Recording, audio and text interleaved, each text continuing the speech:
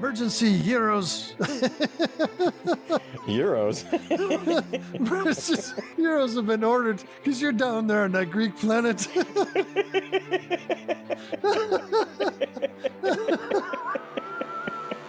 Welcome to Damnit Jim, the podcast. A fun and fascinating look at the very influential Star Trek, the original series.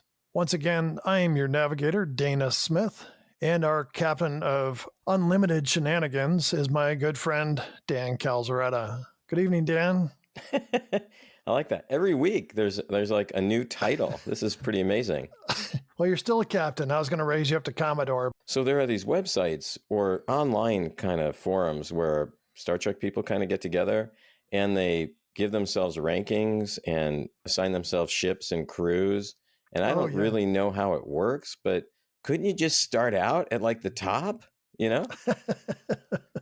Well, if you're starting your own ship and you got your own crew, yeah, I mean, somebody's got to be captain, right? Yeah. No, I meant like even higher than that. Admiral or Commodore or whatever, yeah. Or Supreme Overlord or something. Yeah. Yeah, I don't know. I don't know how that works. And to be honest, I don't really have the time to invest into finding out. Yeah, but how are you doing, Dana? Oh, pretty good. How'd you like the Super Bowl? But really what I wanted to know, Dana, was like about the food. The food at wherever you were for Super Bowl. Was it good? Yeah, we went to my brother-in-law's house and he had a taco bar set up. And he'd been working on the meat all day. That can get sore if you're... Oh, I see. For the taco meat. Okay. Yeah. My wife brought a vegetable tray, which barely got touched. And now you're having to eat all of it. I have to say, my favorite commercial, though, was the Christopher Walken commercial. Oh, you can't beat Christopher Walken. And then all the people doing the impersonations. Yeah. However, we were texting back and forth during the Super Bowl, and I mentioned the Christopher Walken, and you asked me if your impersonation that you did, I don't know, sometime last season, I think, was as good as those on the commercial. And I said, yeah. Well, you know, when you look at a Super Bowl commercial, you got to have a guy in there that's really going to grab you. That's pretty good. I can't do impersonations, Dana. I just can't do it. I've had lots of boring jobs in my life. Mm-hmm. On top of this one. And wait, the podcast that you're talking about? Oh, no, that's not what I meant. That's not what I meant. Well, that's what it sounded like. I got to go, Dana. I'm going to hang up now. No, I worked on this one production line. This girl I was working on, I was trying to impress. There's always a girl I'm trying to impress in stories. She said her old boyfriend could do Popeye really well. And so I tried doing Popeye and was terrible at it. But then I did James Mason, and she knew who he was. I could also do little Clint Eastwood at the time. Yeah, I would practice every day with on this line with this woman I worked with, and she would constantly say, "You know, you're getting better at all these. You're getting better," and she never saw me as anything more than a whack job working on an assembly line, but talking to himself. Yeah, doing bad impersonations. But that's funny. I didn't know that story. Gave her a few laughs along the way. Sure. Yeah. So Dan, should we get to our listeners' comments? Yeah, we should. I got some exciting ones, I think, this week, Dana. Dan, our good friend Matthew Fleming said, I've been listening to a few of your recent podcasts, and I've discovered that Dan laughs like the Joker. Wait, I just laughed. Does that sound like the Joker? I never thought about it before, but he says, sounds kind of maniacal. Keep it up. I'm loving it. That's funny. I'll have to ask my wife. I mean, my wife thinks I'm a joker anyway, so. I mean, this could be your step. You wanted to be in a commercial. You could end up doing voiceovers for like the Batman animated series. Oh, okay. You could be the Joker. Wow. That'd be great. I want to be in a commercial. I've said that many times, and I'm going to say it again. If anyone out there has any connection to the commercial world, I only have 2 requirements, Dana. 1, I can't be blurred out. And 2, I cannot have a speaking line. Laughing maybe, but not speaking. So moving along, Mark Haley said, when you view Star Trek as a collective entity, you really start to notice how much the series focuses on Captain Kirk. He says the Tholian web was a welcome diversion from the regular Kirk-focused plot line. Kirk's relevance to the story was still there. He was trapped in a phasing universe, but his physical absence gave the supporting cast greater opportunity to develop their characters and have more dialogue.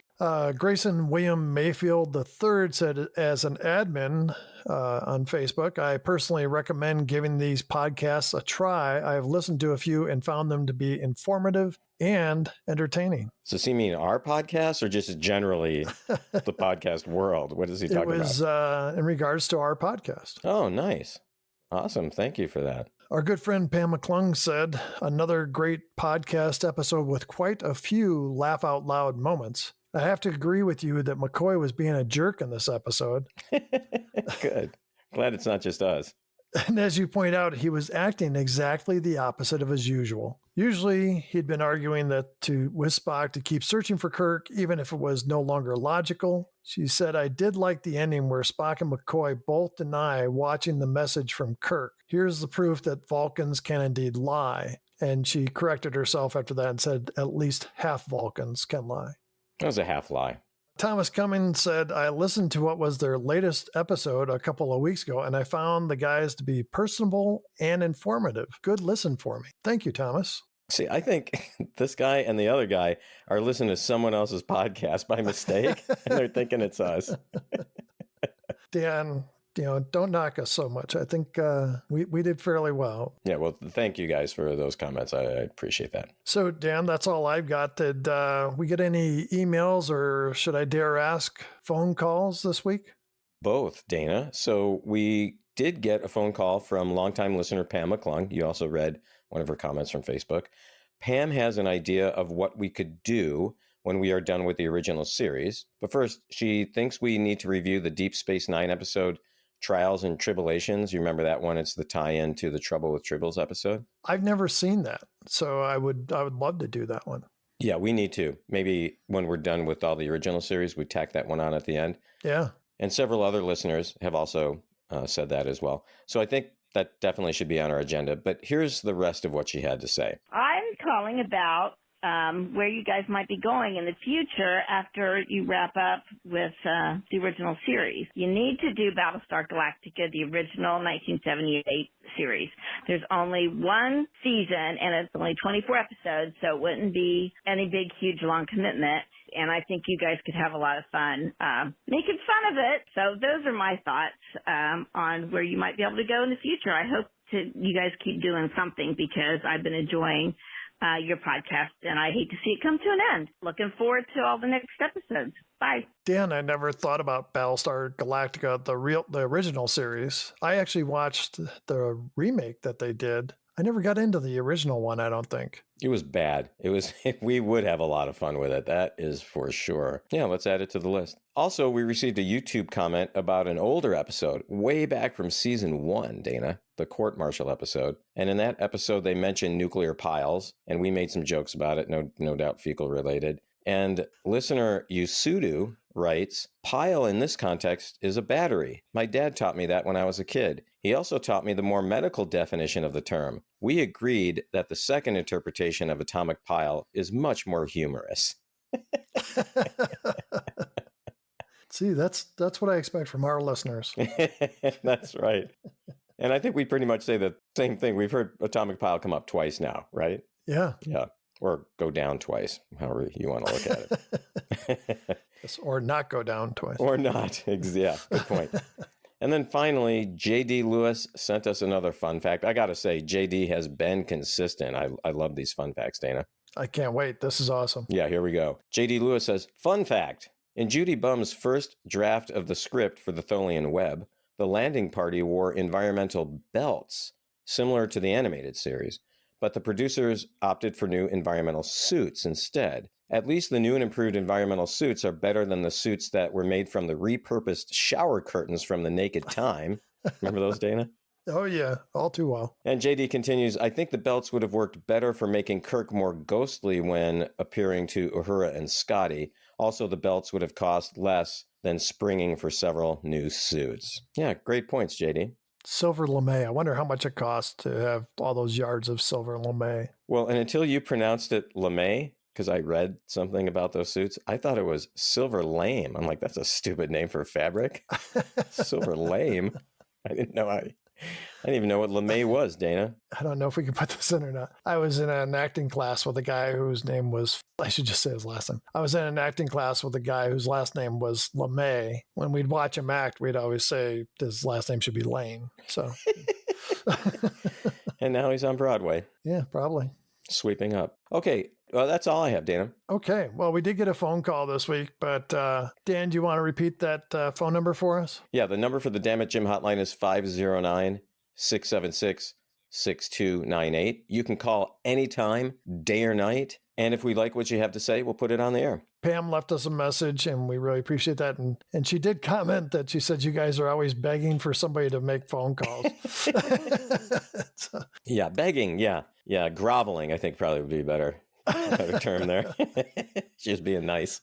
Yeah, well, we just thought people would like it better if they heard somebody else's voices other than ours for a little bit of the show. So. Yeah, right. Exactly.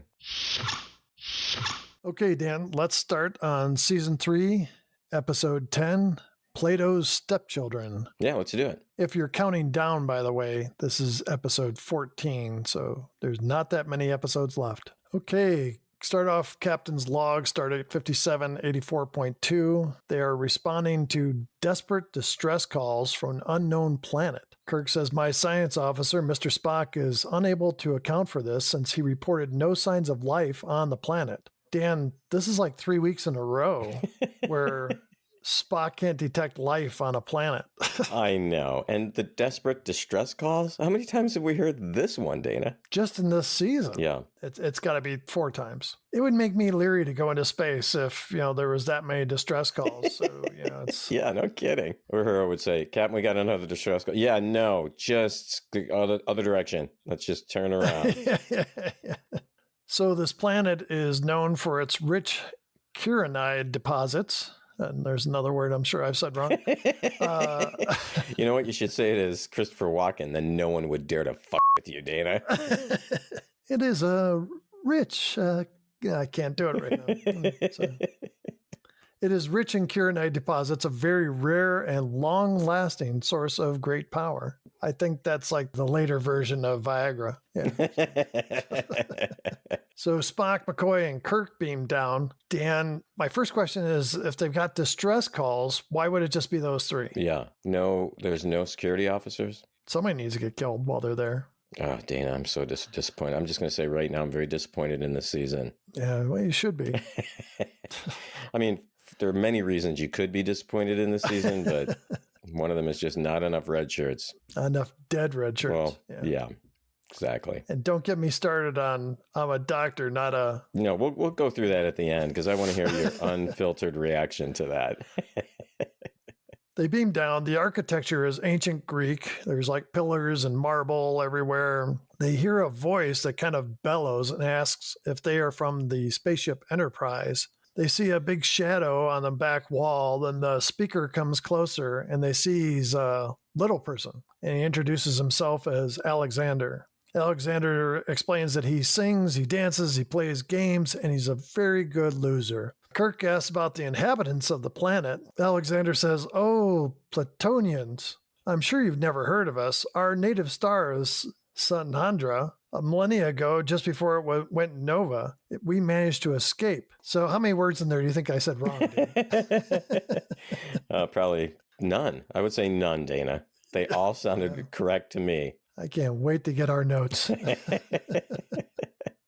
So he says, our leader liked Plato's ideas. See, Plato, Platonius, see? Oh, I see. I never would have gotten it. Let's see, explain that. He says, in fact, our present philosopher king, Parmen, sometimes calls us Plato's children, although we sometimes think of ourselves more as Plato's stepchildren. He says, excuse me, someone's waiting for you. Suddenly he stiffens and appears to be pulled backwards, and the landing party follows him. They go in this other room where the floor is part chessboard, and a guy lies on a settee. A woman steps forward and asks, who is the physician? And McCoy says, I am. She leads him to the guy on the settee, and McCoy looks and says, the wound on the man's leg should have been taken care of a long time ago. I wish we would have seen the wound. He just kind of lifts up the blanket and looks under there. Maybe it wasn't a wound at all. Yeah. You need treatment, but I'm not that kind of doctor. So the guy says he scratched it, and he seems very casual about it. He asks if McCoy can help, and McCoy says, well, I'm certainly going to try. He opens up his little med kit and goes to take out the hypo, and suddenly the hypo is floating in the air away from McCoy. And you could almost not see the strings. Yeah, by the way it was bouncing around, it was pretty obvious it was on a string. Yeah. So the man asks where the injection is to go, and McCoy points to the man's arm. I wanted to speed past that, Dan.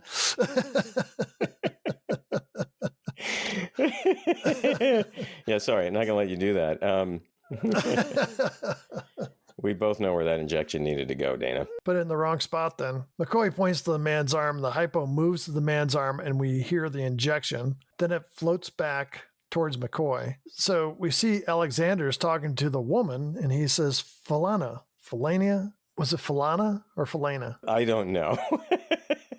Let's say Falana. We see Alexander talking to the woman. He says, Falana, they came to help. They deserve better than to die. And suddenly his own hand is thrust into his mouth to keep him from talking. And Falania says, Alexander, you talk too much. I think I already changed her name. So doesn't matter. Really doesn't matter. The new captain's log is Stardate 5784.3. Dr. McCoy is endeavoring to treat the leader of a strange group of people. When their planet Novad, millennia ago, they transported themselves to Earth in the time of Socrates and Plato. After the death of the Greek civilization they idolized, they came to this planet and created for themselves a utopia patterned after it. But Dana, we've heard this before. We've heard this exact storyline with Who Mourns for Adonais, right? Yeah. So McCoy joins Kirk and Spock, who have been watching the whole thing. Kirk asks how a scratch could be such a problem. McCoy responds, neither do I, but it has. How do I knock out an infection when the tricorder doesn't even show any information on Platonius bacteria? All I can do, and this is going to take time, is to try to match his bugs with a known strain and hope. None of that made any sense to me. I'm not a doctor. Yeah, well, it's obvious he isn't either. But, Well, I do have a question. So Kirk and Spock are just standing there the whole time. Yep. Watching this. It's taking place in just a matter of a couple of minutes, right? Yeah. When does he do the second captain's log? Where does that come in? Like, is he back there in the corner? Captain's log, 63.4. We're among these very strange people. You know, where does he do the log? Excuse me, I gotta go take a bathroom break and. Yeah, I got to go drop a log. Yeah, but so. Different type of log, you know. But don't tell them, Spock. Oh, it's okay. You're a Vulcan. You can't lie. So. Oh, wait a minute. You can kind of half lie, maybe. Yeah. Kirk asks Falana about the psychokinetic power. She starts to say 2.5, then stops and says, ever since we arrived here. And McCoy asks about the medicine and why no doctors. And she says they were part of a mass eugenics program on their home planet. We'd never heard of this either. Exactly right. Pared down to a population of 38, we're perfect for utopia. So she asks, how old do you think I am? And Kirk seems afraid to guess. And she says, don't worry, I'm not vain. And Spock says, 35. That was great, that scene. Yeah. And she looks stunned and she goes, that old? She says, I stopped aging at 30. In fact, doesn't she put her hand under her chin, like trying to check if, she's got the turkey jaw thing going? Yeah. And Spock's like, bullshit. You stopped aging at 50. I like that scene. I thought it was pretty funny. Yeah, no, it was perfect. And again, Leonard Nimoy just delivers the line perfectly. He did, yeah. And she says, well, you're off by 2,000 years. She says, I am 2,300 years old. She goes on, we scarcely have to move anymore, let alone work. Kirk says, that's why you have no resistance. She says, yes. A break in the skin or a cut, all can be fatal. So right then, Parman starts moaning. I always want to call him Parmesan. And yeah, exactly. Yeah. Parman starts moaning and we see objects move and then they start flying about the room. Some chess pieces and such go flying right by the landing party. Because these are huge pieces, the one they were playing chess with earlier, yeah. So Kirk, Spock, and McCoy duck as objects go flying by their heads. Spock says, I believe we're experiencing the psychokinetic manifestations of Parman's delirium. Dana, everything was pronounced perfectly in that sentence. There were a lot of big words in there. I'm done. I'm going to bed. Just a mic drop right there.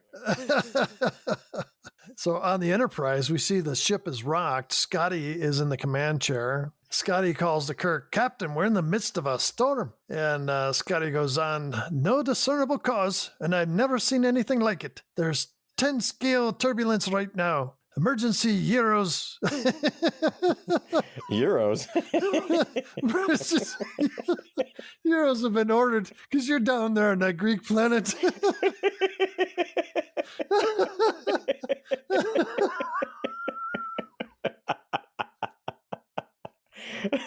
That's brilliant, Dana. That is brilliant. Oh, man. Oh, I love a good Euro. Yeah. Could I get mine with extra sauce? But hold the onions. I got a date later. That would have been funny, though, if he ordered emergency Euros. I mean, that... God, I do love Euros, though. I mean... Oh, I love Euros. Yeah. Chicago had great ones, right? Chicago had the best. Yeah. Scotty says, no discernible cause. I've never seen anything like it. There's 10 scale turbulence right now. Emergency gyros and stabilizers at maximum. If this keeps up, Captain, we can't last. It's always doom and gloom with Scotty. What's going on? Yeah, that's why Kirk just didn't hang up on him. It's like, yeah, whatever. So Kirk says, engines at full speed. Get her out of orbit and into space. Aren't they in space? I know. I thought the same thing. So back on the bridge, Scotty says, I tried that, sir. She's locked tight. Kirk says, then there's nothing you can do but batten down and weather it out. So Kirk orders McCoy to give Parman a shot and knock him out. McCoy goes and has to dodge more flying stuff. And he's ready to give him a shot, and Parman throws McCoy around, telekinetically, of course. Sure. McCoy tries to get close, but ends up pinned against the wall. Then Alexander seems to be taking a lot of punishment. He's getting beat up and thrown about by an unknown force. McCoy manages to break free of the wall and gives Parman a shot, but now Alexander is being strangled. Kirk yells to McCoy, shake him, break his concentration. And McCoy tries shaking Parman, but still Alexander is being strangled. Finally, he stops and Alexander is safe. Felina comes to Kirk as Scotty reports the ship is okay now. Felina says, I don't know how we can ever thank you. She invites him to stay, and Kirk says, well, we must return to our ship. McCoy says he needs to stay until Parman's fever breaks. Kirk says, well, we better stay then. And so Alexander leads him off into another room. So in the other room, Alexander thanks Kirk for saving his life. He says, there's something I should tell you. And then he stops and says, I didn't know people like you existed. You get a feeling that's not what he was going to say. Yeah, he was going to say something and he stopped a little short. So Kirk asks, where is everyone? And Alexander says, they're in chambers meditating. And then Kirk says, Alexander, are there other Platonians like you? And Alexander says, what do you mean, like me? Kirk says, who don't have the psychokinetic ability. And then Alexander kind of lightens up and says, oh, I thought you were talking about my size, because they make fun of me for my size. And he pauses and says, but to answer your question, I'm the only one without it. I was brought here as the court buffoon. That's why I'm everybody's slave, and I have to be 10 places at once, and I never do anything right. He asked Kirk, listen, where you come from, are there a lot of people without the power and my size? Alexander, where I come from, size, shape, or color makes no difference. And nobody has the power. And all of a sudden he is thrown and then twisted away. He says, somebody wants me, and he's like pulled out of the room. So Spock comes up and says, Captain, it will be very gratifying to leave here. McCoy enters smiling and happy. Says, Jim, my concoction actually worked. The fever's broken. Where did he make this concoction? Because he said he needed like some bugs. I mean, I know he means probably microorganisms, but did he just make it like there in the room? He says, and what recuperative powers they have, and the infection's begun to drain already. Can you imagine? That would have been a mess. And Kirk calls up the Enterprise and tells Scotty to beam them out. Scotty says they can't. Everything's frozen. Kirk says, what caused it? Guy says, I don't know, sir, and those are the facts. But we could beam up some uteros if you don't mind. Kirk says, did you get up into space? Wouldn't he have just said, Captain, we're already in space. What kind of captain are you? That's a horrible accent. So we see Alexander playing the lyre. Is that how you say it? Sure, it's wrong. I think that's right. Yeah. I think I'm getting a complex. Parman is sitting up as Kirk enters. Alexander says something in Greek. I didn't pick up on that. He did say he said something in Greek? Yeah, he's walking behind Parman playing the lyre. All of a sudden, there's like these words like in a different voice. Huh. I actually had to look it up, and it says that he speaks Greek, and I can't remember what the translation was. Get out now, and there will be no euros. So Kirk addresses Parman as Your Excellency. Parman says, Parman will do. Philosopher kings have no need for titles.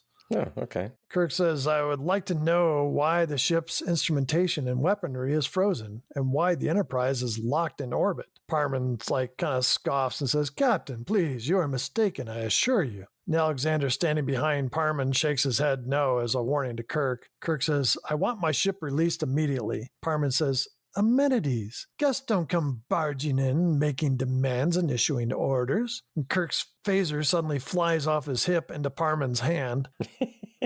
Another time, you really didn't know there was a string involved.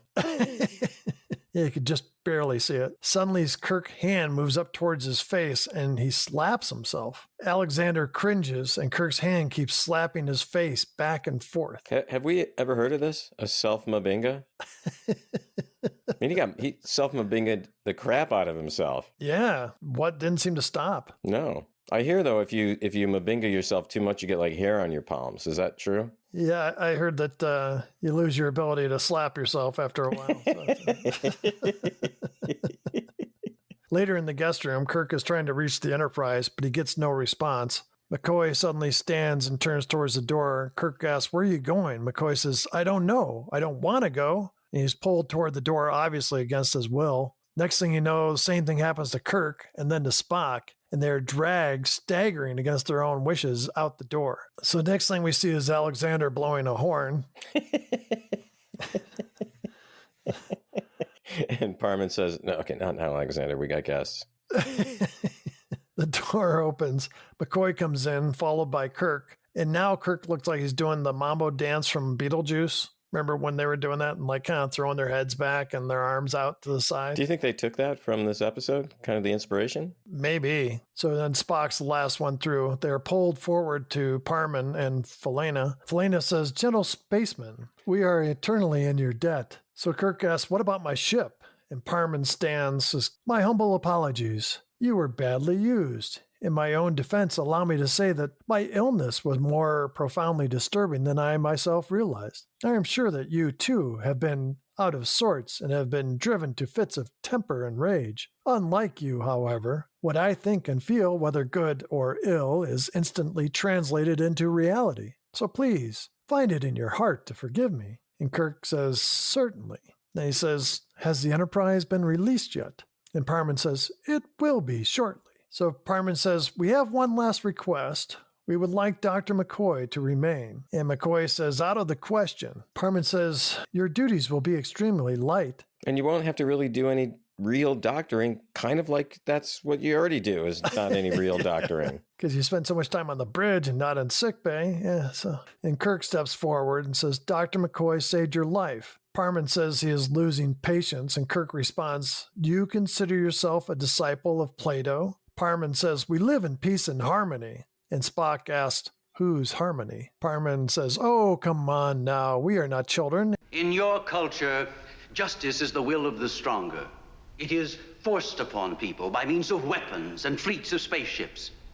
Our justice is the will of the stronger mind, and I, for one, consider it a vast improvement. We don't use our weapons for the kind of brutality you practice. So Parman says, farewell, Kirk. Kirk turns to leave. When McCoy tries to leave, it's like his feet are glued to the floor. Kirk turns back to him. McCoy says, they're going to keep me here no matter what. And Parman says, go while you still can. He pulls McCoy up on the pedestal where they sit. Their bodies are under Parman's control. Laurel leaves are thrown out in front of Spock and Kirk. They are forced to don them. Alexander starts beating a drum. Kirk and Spock break into dance and sing this Tweedledee and Tweedledum. Oh, boy. They continue to dance, and then when it ends, they are forced to their knees. Kirk says, "You're not staying, McCoy." And Kirk is thrown on the floor. And McCoy yells at Parman, "Stop!" And Kirk rolls on the floor in pain. Parman says, "Well, Doctor?" McCoy says, "I have my orders." Kirk says, "Is this your utopia, your grand vision of the future?" Couldn't he make Kirk shut up? I mean, he can throw him about the room, you know? He can make him dance, and he can make him sing a stupid song. Make him shut up. Yeah, I can see the writer probably had that in there, and Shatner read it and goes, no. That's probably it. Suddenly, Spock is pulled to his feet. Spock moves towards Kirk and does a flamenco dance around him. Well, it's actually Franken Spock. And then Spock raises his foot over Kirk's face and looks like he's going to step on him. Do you think it actually was right on his face? I mean, he kept lowering it down. Do you think it actually touched his nose? I mean, it was close. It was very close. Yeah. Then suddenly Spock drops to the ground, so he's sitting next to Kirk, and he starts laughing. And he picks up the laurel leaves and goes to Alexander, and he just keeps laughing. McCoy says, "He's a Vulcan. You can't force emotion out of him." And Parman says, "We can't let him die laughing." Next, Spock starts crying, and Kirk says, "Don't let them break you," as he struggles to get up on all fours and starts acting like a horse. Alexander says, "Parman, they saved your life. I'm ashamed to be a Platonian." Alexander is thrown onto the floor, then forced to climb on Kirk's back and ride Kirk around the room like he's a horse as Kirk rears and neighs. What do you think the reaction of the actors was when they got the script, especially Shatner? And he's like, well, Shatner would probably be like, "Hey, as long as I'm the center of attention, make me a horse. I don't care. He's like, "Oh, look, I can stretch my acting chops here, and people are going to be so impressed that I pull this off, so yeah." Because they know the show is going to end here pretty soon, and he needs another job. So Parman looks to McCoy and says, "How can you let this go on?" And McCoy looks very deeply concerned. Yeah, because he's looking at Kirk act like a horse, and he's like, "That doesn't look like a horse to me. That's not even close." Later in the guest room, Spock is sitting there in a daze. Kirk asks if there's anything he can do for him. McCoy says nothing. He must come through this by himself. So Spock finally says, "I trust they did not injure you, Captain." Kirk says he's okay, just a little sore. And his voice is a little hoarse. Wow, nice one.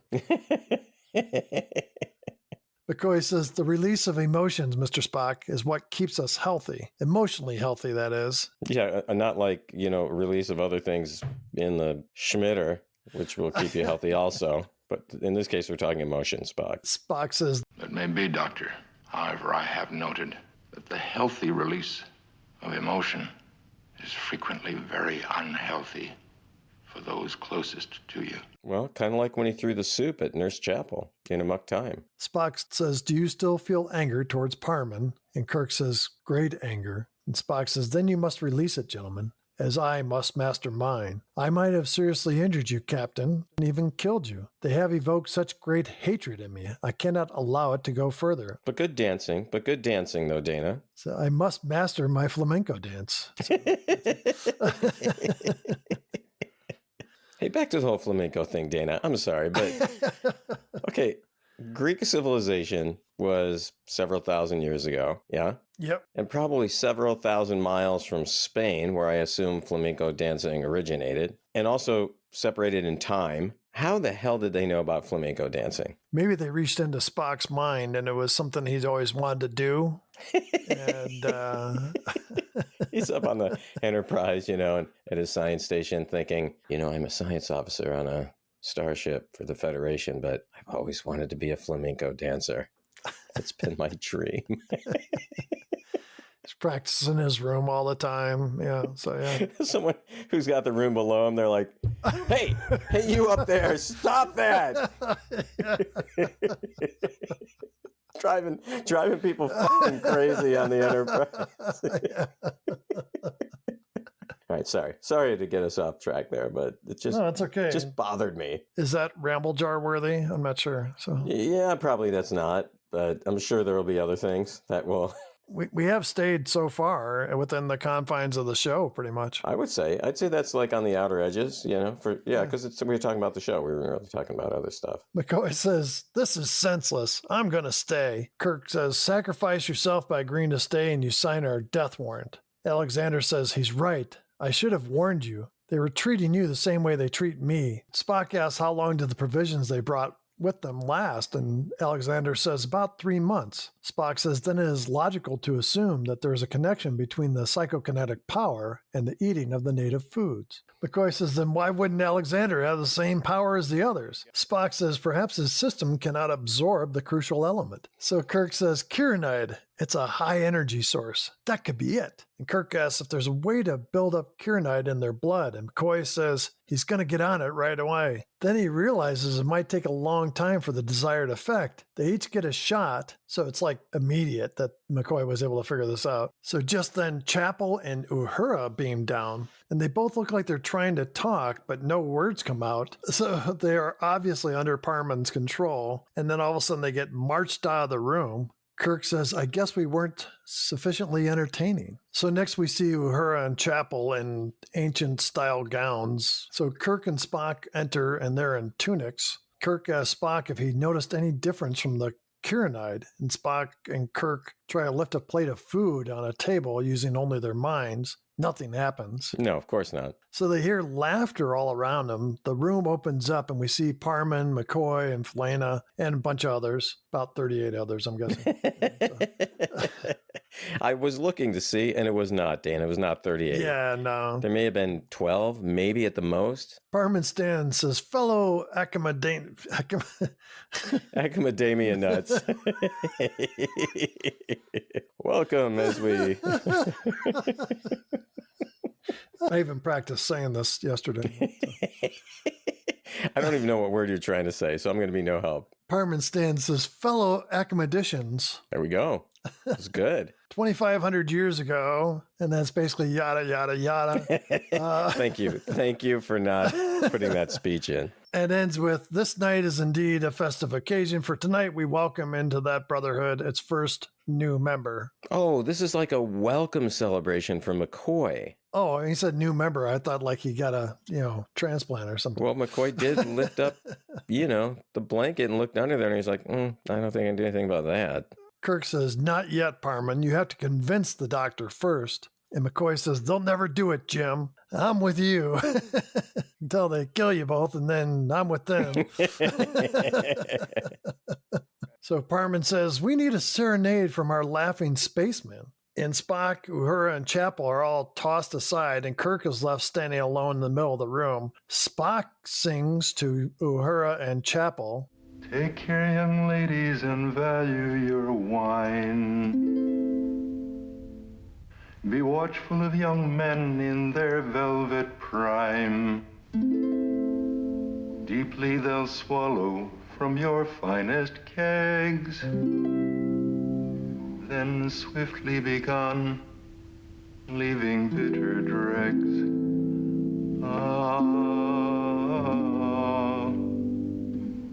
Bitter dregs.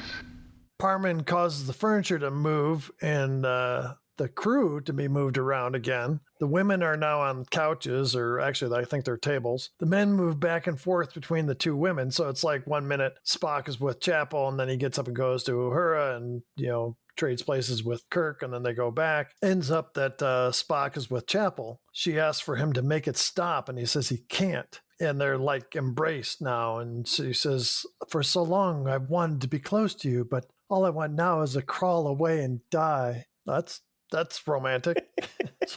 Sounds like one of my dates. And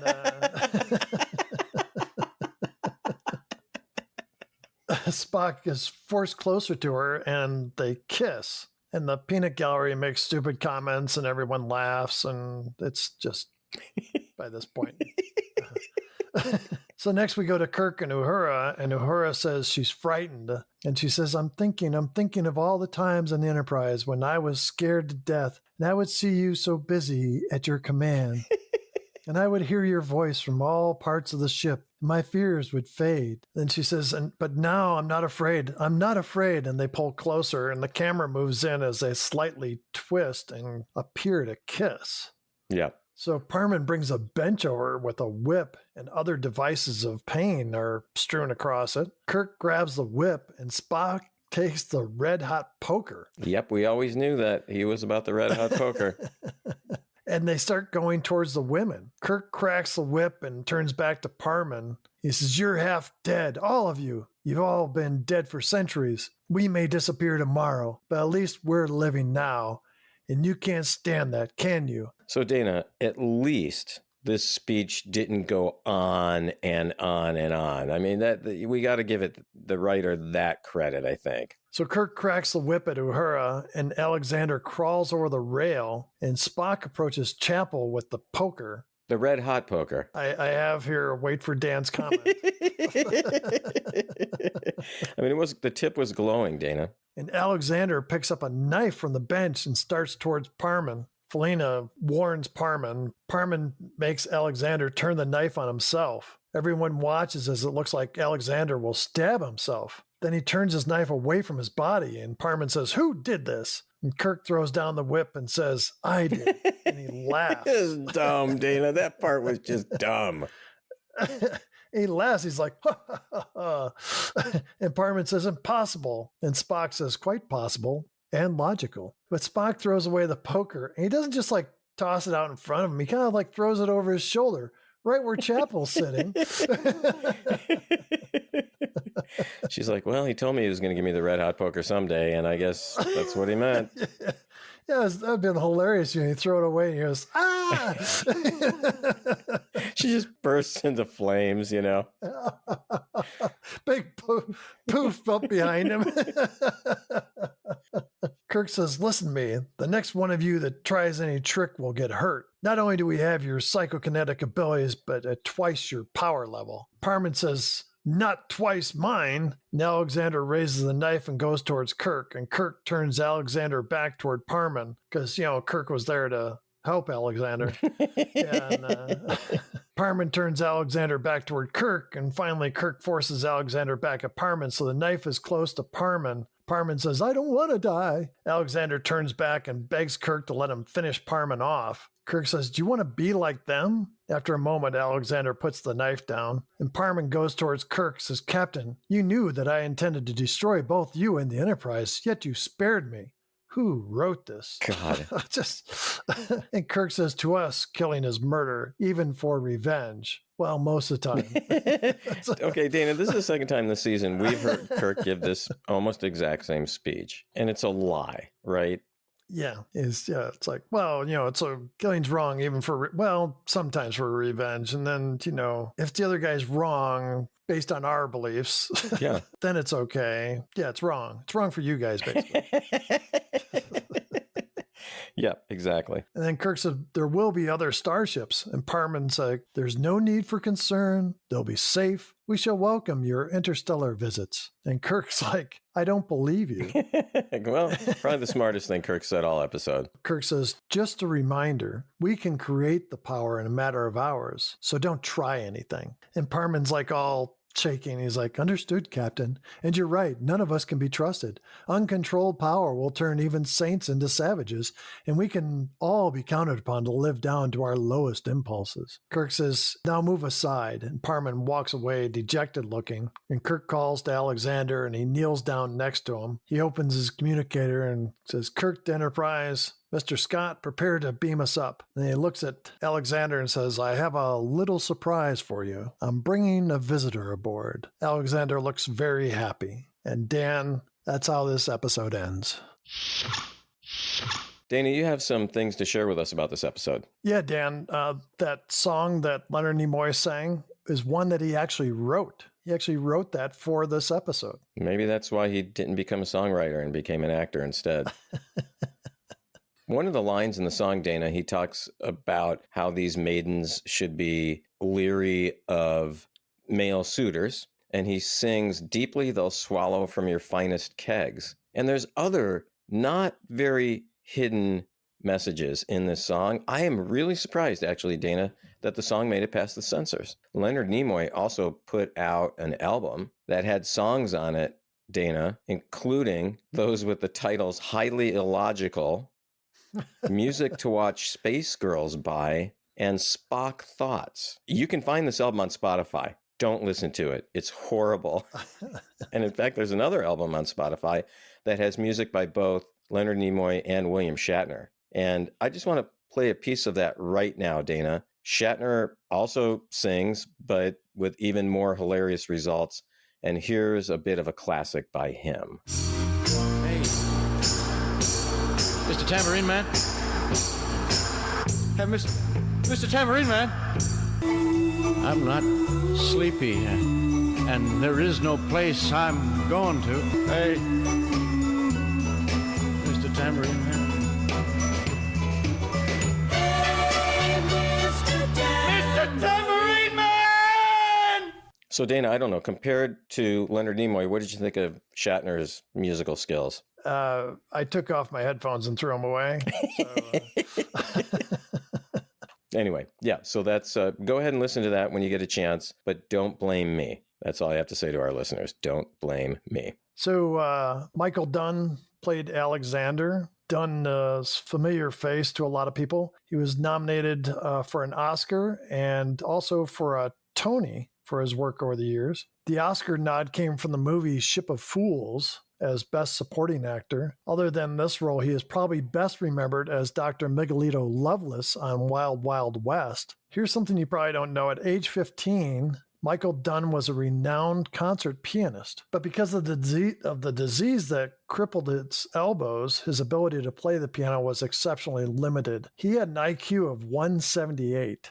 Wow. That's sad that he had to give up that musical career. But he died fairly young at age 38, heart failure brought on by the disease he had. So Liam Sullivan is the guy that played Parman. He kind of looked familiar to me, but not greatly, so I was curious about him. He shows up in a ton of TV shows of the 60s and 70s. He was a Harvard graduate who appeared in the Twilight Zone episode The Silence, which is a pretty classic episode. Other TV shows included Wagon Train, The Man from U.N.C.L.E. He was in Lost in Space and Voyage to the Bottom of the Sea. He died at age 74 from a heart attack, and he was quoted as saying, "Playing truly evil people is a great way to release tension and anger and disgust with humanity."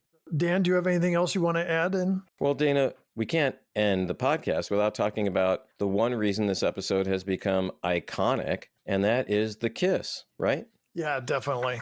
So that scene between William Shatner and Nichelle Nichols is considered a landmark event in television history, the interracial kiss. As weird as it seems now, Dana, in 1968, it was considered earth-shattering, or Shatnering. Not sure which you'd use, but...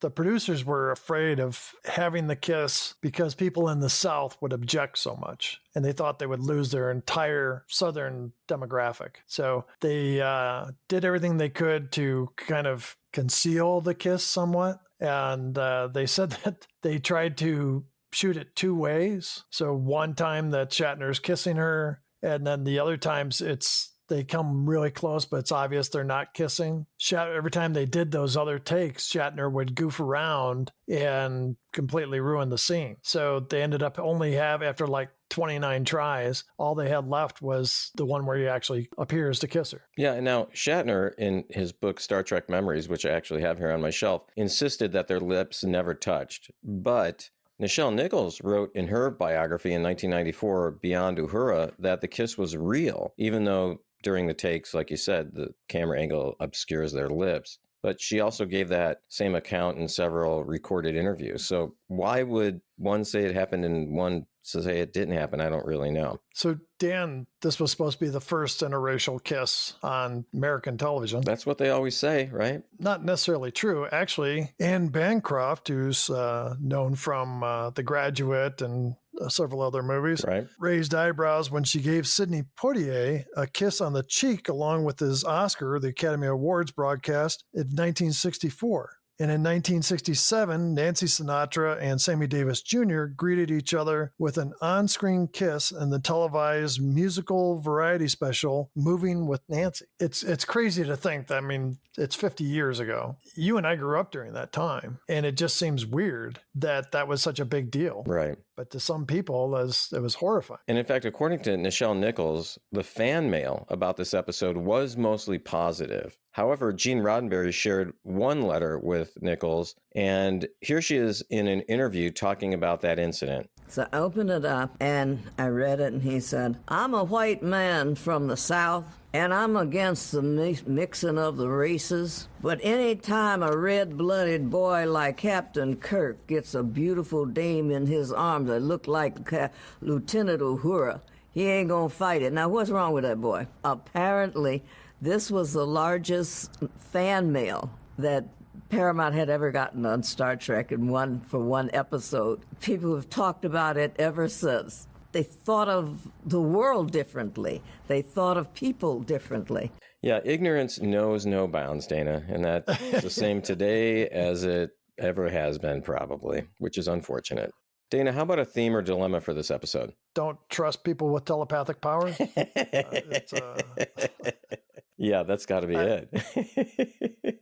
Once again, I think it's absolute power corrupts absolutely. So how about you? Do you have a theme or dilemma for this episode? I'd say it's pretty much the same. You know, we've talked about this theme several times already. This is at least, the fourth, fifth time, maybe, Dana? Yeah, I think so. And does power really make people do things they, otherwise wouldn't do, especially mean or evil ways? There are more examples of that than people using their power and wealth for the collective good, don't you think? Yeah, that's it's unfortunate, but it seems to be very true. Okay, Dan, do you have a best part for this show? I had some real issues with the show, Dana, as people probably picked up on. But Michael Dunn, who played Alexander, I thought he was excellent. I thought he was the highlight of the show. This easily could have been played in a different way. Exact same words in the script, but played where he was making himself out to be a caricature.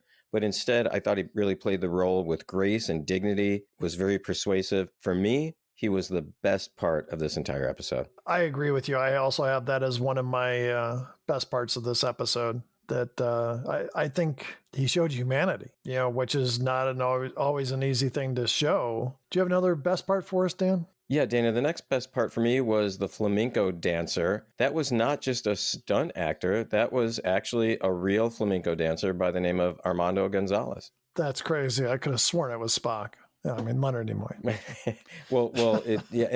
It really did, as we mentioned earlier, look like Frankenspock, the flat hair. Yeah, definitely. Dana, how about another best part for you? Even though we laughed at this, Dan, I thought Shatner and Nimoy's ability to play these parts so fully and effectively when it was just absurd just showed how good of actors they are. We make fun of Shatner from time to time, but the stuff that he did in this, did some kind of light dancing, the slapping scene where he slaps himself, the playing the horse. It's absurdist comedy almost, but he plays it for all it's worth. How about a worst part for you, Dan?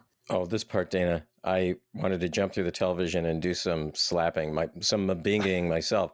The two guys who were watching the performance of Spock, Kirk, Chaplin, Uhura, remember those two guys? Yeah. I just wanted to get in there and slap that triple-eating grin off their faces. Oh, my God, they drove me insane. But they did a really good job at it, I suppose. Dana, how about a worst part for you? The script. It was exceptionally talky, and we kind of skimmed over some of the talking parts. But Thank you, Dana, by the way, for that. I do appreciate it. But another group that took lessons from a long ago Earth civilization and try to use it for their own means, turn it into utopia or whatever, and they fail miserably, and somehow the Enterprise crew interacts with them. It bothered me a lot. Do you have another worst part for us, Dan? Dana, yeah, another worst part for me was Barbara Babcock was in this episode, and she was just in an episode a few weeks ago, it seems like. And I don't know, couldn't they find somebody else? And she did the voice for the Tholians. Right. In the Tholian Web. Yeah, that's right. Yeah. How about another worst part for you? Well, it's funny, Dan. I was going to mention Barbara Babcock as well. Her role is kind of non-existent. She helps the story move along a little bit. She kind of fills in some of the gaps, but anybody could have played it. I bet you she had 20 lines. Yeah. Dana, I think you're chomping at the bit for another worst part. What do you got for us? Kirk getting telekinetic powers at the end. It just felt like cheating to some degree. It seemed after everything they'd been through. And then he's musing Alexander as a pawn, pushing him back and forth. And oh man, I could just see the writers, going, hey, so now we've reached this point. How are they going to get out of this? And then it's like, Kirk's going to get telekinetic powers. That's what it's going to be. Yeah. It just seemed desperate. So, Dana, what happened on this date in history? Dan, this was first released on November 22nd, 1968. The number one song in the U.S. was by the Beatles. It was still Hey Jude. And the number one song in the UK is still The Good, the Bad, and the Ugly by Hugo Montenegro and his orchestra and chorus. Also on this date, the Beatles' White Album is released. That's their only double album. It's an eponymous album, it's just named The Beatles, but everybody refers to it as the White Album. Here's one for you, Dan. Japan Airlines Flight 2 from... Oh, wait, okay. I know I shouldn't laugh at these, Dana, or even feel any type of joy, but go ahead. Flight 2 from Tokyo crashed into San Francisco Bay while making its landing approach. Ooh. The captain was able to save the 97 passengers and the crew of 11 by landing in the water and directing everyone into rubber life rafts. Wow. Dana, that actually kind of brings me joy that no one died in this one. So it's actually not a tragedy. It was a tragedy averted. Yeah. You never hear about this. Nobody made a TV movie about this or anything. No. And he was Sully before Sully. Yeah. So, Dan, on November 21st, a new speed record for an electric-powered car was set at the Bonneville Salt Flats in Utah, where driver Jerry Kugel averaged 138.862 miles per hour on a 1-mile trip and on the return trip. So we went 2 miles. Sounds like.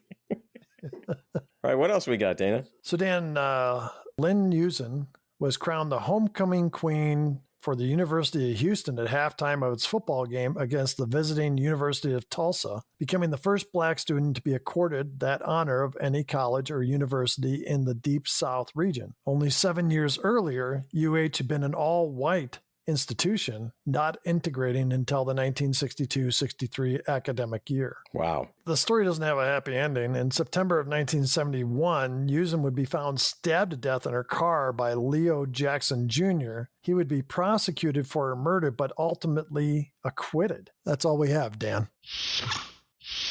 Hey, Dana, how about if we do the counts? Dead crewman count, Dana. None. 47.5 is where we're still stuck at. How about the shirtless Kirk Ripshirt Kirk count? We saw a nipple. I think it counts. Yeah, so we're now up to 19. Is that a shat nip? Is that what we'd call that? The he's dead count. Nope, not this week. So we're at 22. I'm a doctor, not a fill in the blank, Dana. Again, nothing. So we are still at 8. We only have 14 more chances, right? This was 14. So we got 13 more chances? Yeah, lucky 13. All right, maybe we'll get one. Didn't we make a bet on that? We did. You bet that he doesn't say any more. I bet that he says at least one more. And I think the bet was for Garrett's Popcorn. Garrett's Popcorn. That's what it was, yeah. Which we might have to change to adult diapers, but yeah, just as good. We might have to. How about the Supreme Being count, Dana? I have 0. What do you have, Dan? I put 1, and here's why. They were able to control the Enterprise and make people do things against their will. Doesn't that kind of count? I'll count it. So what does that leave us with? 12. How about the violation of the Prime Directive? Nothing this week, so we are still at 12 on that count. All right, taking over of the Enterprise. Dan, we got a winner here because they were able to control the Enterprise, so that's 1. That brings us up to 14. All right, and then finally, who's commanding the Enterprise? Scotty was in command that we saw and heard, so that brings us up to 39. Was that Pam McClung who recommended that one? Yeah. Brilliant. That's the best count we've got going. Well, it's because the rest we thought of ourselves, so. That's true. Dana, this week we had 4 counts that changed. I thought that was pretty good. Well, Dana, overall, this episode was kind of on the ridiculous side. However, I thought the idea in some ways was kind of cool. I mean, the kiss, even though it wasn't the first interracial kiss on television, is iconic. Everyone knows that about Star Trek. They don't have any clue what the episode was probably, but they know it happened. I thought Michael Dunn as Alexander was excellent. If the writing could have been tweaked a little bit, this could have been maybe one of the best episodes. Wow, we're a little bit flipped here. Usually I like episodes better than you do. I've always remembered this episode and not fondly. It's just always bothered me. The kiss is great. Michael Dunn nearly saves the show. It just seemed weak. It's a rehash of some other ideas we've seen. People with, powers can make the crew do what they want. Just bothered me. I am not a big fan of this episode. Okay. Can I amend my statement? This episode sucked, Dana. It was really horrible. And not a tweaking of the writing, but a complete rewrite would have made this episode brilliant. That's what I meant. It still had the kiss. Yeah. So. It still had the kiss. And Michael Dunn, like you said, I think you're right. He almost saved it. Well, Dana, had a great time once again talking about this episode. What do we got coming up next week? Dan, next week is Wink of an Eye. All right. Well, had a great time tonight, Dana. I'd like to thank everyone who wrote in. Thank Pam for calling in. Once again, we do have a number that you can call, the Damnit Jim Hotline at 509-676-6298. And Dana, have a great rest of your week. Dan, it's always fun to get together with you and talk about Star Trek, even on some of the lesser, well-appreciated episodes, shall we say. So it's great fun. And thanks to all of our fans and friends who have been very supportive for us. Just remember there's 13 episodes left of the original series. So we're still working on what we're going to do next. Until we meet again, live long and prosper. Thanks once again for listening to Damnit Jim, the podcast. We'd love to hear from you. Please send us an email at damnitjimpodcast@gmail.com or join the discussion on YouTube, Facebook, Instagram, or X. You can also call the Damnit Jim hotline at 509-676-6298. Enjoy the rest of your week, and as always, remember to live long and prosper.